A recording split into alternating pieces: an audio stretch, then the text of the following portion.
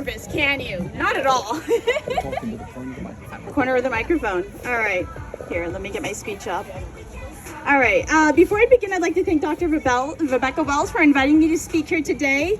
And I'd also like to thank the entire Miles for Migraine team for making this event possible. And my most heartfelt gratitude goes to all of the donors today who have made this event a reality. My name is Angel Phelps. I'm 35 years old, and I have been living with migraine disease for over 25 years. The onset of my migraine disease began when I was 9 years old, and my condition slowly deteriorated until my disease became chronic in my early 20s. At one point in my life, I was experiencing 25 to 30 migraine days per month. I was on disability. I lost career opportunities, friendships, relationships, all because of this battle that very much fell out of my control. A battle I didn't even know I had enlisted in. An unexpected battle, one in which I shall always yearn to be the victor. Before we continue speaking of unexpected battles, though, I would like to take you back in time for a brief moment. My neurologist, Dr. Wells, called me exactly 16 days ago to invite me to this event. I answered the call with glee, only to find out that I would be required to participate in an athletic event. Me, a person who does not exercise, who has a litany of health issues, who would rather curl up on a sofa with a warm blanket to hibernate while watching 4 seasons of Seinfeld while stuffing her face with chocolate. To say that this event was a surprise, that it was unexpected, is an understatement. I accepted because I've previously spoken as a patient advocate with this organization, and to reflect on my journey as a person with migraine disease meant so much to me the first time that I wanted to jump on the opportunity to do it again. But this time I did so with some trepidation. How would my body be able to handle an athletic event on such short notice? How would I feel emotionally if I had a poor time? Would I be able to remind myself that my best effort on the day of the run is what matters most? How would I cope with my anxiety if I got a migraine? I see so many parallels between an individual's journey with migraine disease and my own invitation to be a patient advocate at today's event. Those of us living with migraine disease aren't given a warning before we undertake this battle. And for those of you who have never experienced a migraine attack, be assured that it is a battle.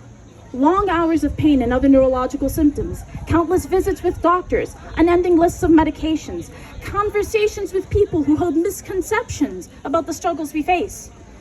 But it is within these unexpected battles in which life gives us an opportunity to foster new qualities about ourselves. It doesn't happen overnight, and it's not a linear journey by any means. But it's this ideal of resiliency in action that counts. Resiliency gets us through the journey of living as individuals with migraine disease, and resiliency gets us through the journey of training for an athletic event, no matter how long or short that training journey is. For me, that journey was only 16 days. For some of you, that journey may have been weeks or months in the making, and it was resiliency that brought us all here to this moment today. When I think of the word resiliency, I think of how it applies to my 25-year-long journey with migraine disease, how I've had to learn to speak up for myself with doctors, with my family, with friends, with colleagues in the workplace.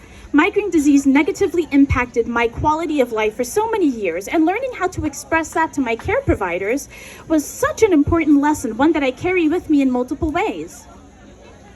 Glasses are sliding. Because I've learned to advocate for my own health, I've learned to advocate for others.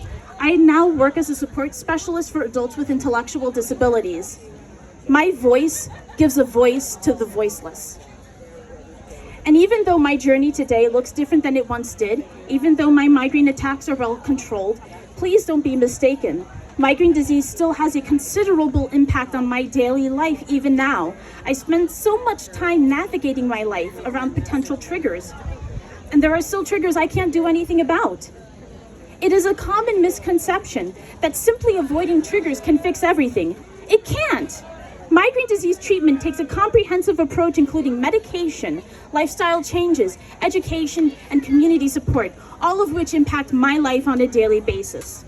But even now, as I stand here, I have hope. I have grown as a person because of these challenges. I attribute my endurance, my tenacity, my compassion and empathy, and my capacity to advocate for myself and for others to my fight with migraine disease. I wouldn't have developed these skills if I hadn't gone through the lowest of lows that accompany this war. I am grateful for my pain, for my struggle, for my unexpected battle, and I know within my heart of hearts that one day I too will cross the finish line. Thank you, Angel Phelps, for your resiliency in being here with us today. We are proud of you. Thank you for having me. Our last award is our dedication award. This goes to Dr.